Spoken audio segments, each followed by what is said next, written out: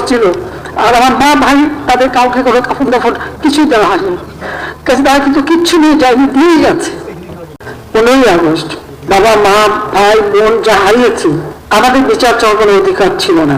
কিন্তু আওয়ামী লীগ যখন সরকার এসেছে তখনই এই বাংলাদেশের উন্নতি হয়েছে।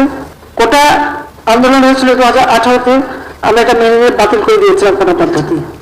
পুরো জুন মাস চলে গেল, জুলাই মাসের 7 তারিখ থেকে হঠাৎ দেখি আবার কোটার জন্য আন্দোলন, যখন কোটা পদ্ধতি নাই আর আন্দোলন না, সেখানে দেখা গেল ঝাঁকে ঝাঁকে সব জড়ো হয়ে যাচ্ছে।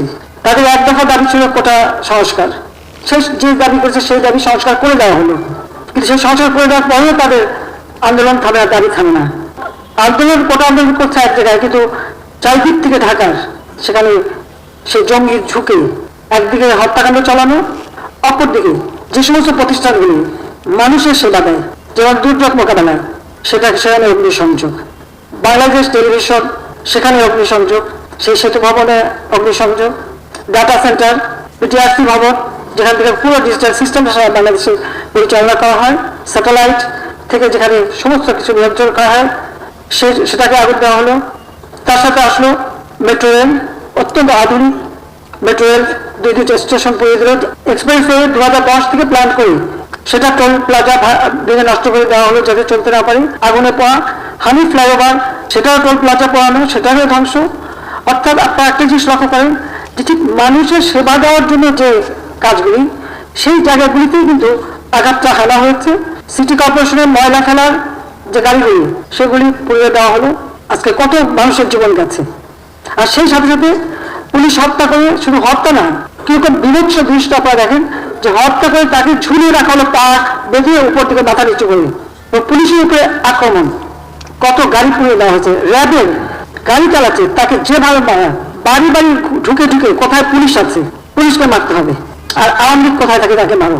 মসজিদে ঢুকে মসজিদের মাইক ব্যবহার করে মিথ্যা অপবাদ দিয়ে মানুষ ডেকে নিয়ে এসে তারপরে এই নারকীয় কাণ্ড চালানো হয়েছে, এবং এ পর্যন্ত অনেকগুলি মৃত্যুর খবর আপনারা পেয়েছে। বাংলাদেশে আসার পর থেকে আর 75-এর পর থেকে তো আমরা শুধু লাশের মিছিল পাচ্ছি, দেখছি। এবারেও প্রায় 200-র উপর মানুষ মারা গেল। দোতলা বাড়ির মধ্যে জানলার কাছে ছেলেটা তার গুলি লেগেছে, মানে হেলিকপ্টার থেকে গুলি লেগেছে। আপনারা বলেন হেলিকপ্টারের গুলি ঘরের মধ্যে ঢুকবে কিভাবে? আর সেই গুলি ঢুকে কিন্তু দেওয়ালে দিয়ে ফুটো করে দিয়েছে। সেখানে তদন্তের জন্য লোক গেছে, যারা দেখে তারা সেখানে হেলিকপ্টার দিয়ে গুলি করলো কিভাবে? যখন পুলিশ আটকা পড়লো, যখন বিজেপিতে এখানে আগুন দিচ্ছে একটা পর একটা, আবার হেলিকপ্টার থেকে সেখানে পানি দিয়ে আগুন নেভাবার চেষ্টা করছে, কারণ ফায়ার ব্রিগেড যেতে পারে না।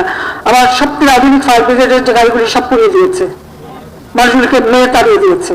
তখন বাধ্য হয়ে হেলিকপ্টার থেকে আবার পানি দিয়ে সে আগুন নেভাতে চেষ্টা করলাম। সেই সময় আবার অনেক জায়গায় পুলিশ আটকা পড়লো, তার নিচে আগুন দিয়ে দিয়েছে, পুলিশ উপরে ছাদে বসে আছে, খবর দিলাম, আমি হেলিকপ্টার দিয়ে তাদের উদ্ধার করলাম। শুধু পুলিশ কেন, অনেক জায়গায় বিভিন্ন বিল্ডিংয়ে যে সমস্ত কর্মকর্তারা আটকা পড়েছে, আমরা হেলিকপ্টার দিয়ে দিয়ে তাদেরকে উদ্ধার করেছি। একটা জিনিস গেলে আবার গড়ে তোলা যায়, কিন্তু একটা জীবন গেলে, প্রাণ গেলে তো আর ফিরে পাওয়া যায় না।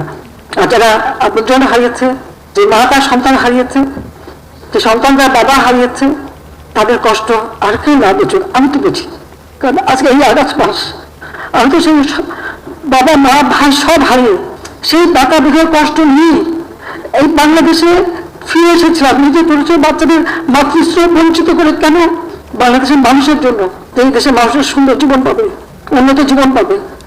এই যে এতদিন এত শ্রম দিলাম, কষ্ট দিয়ে, নিজের দিকে তো টাকাই দিই, নিজের ছেলেদের যত কিছু করে দিই, যা কিছু কিছু মানুষকে দিয়েছি, প্রতিদিন মিনিট প্রতিদিন সময় দিনরাত পরিশ্রম করেছে। কারণ তিনি আমাদের রক্ত দিয়ে গেছে, তিনি কিছু নিয়ে যাননি, কিছু নিয়ে যাননি। আবার কি এক টুকরো কাপড়ের কাপড়ও নিয়ে যাননি। কারণ গরিব মানুষের জন্য ওই রেড ক্রসের মাধ্যমে যে কাপড় দিবে, সেই কাপড়ের পাট ছিঁড়ে তারপরে সে কাফন দেওয়া হয়েছিল। আর আমার মা ভাই তাদের কাউকে কোনো কাফন দাফন কিছুই দেওয়া হয়নি। কাজে তারা কিন্তু কিচ্ছু নিয়ে যায়নি, দিয়েই গেছে।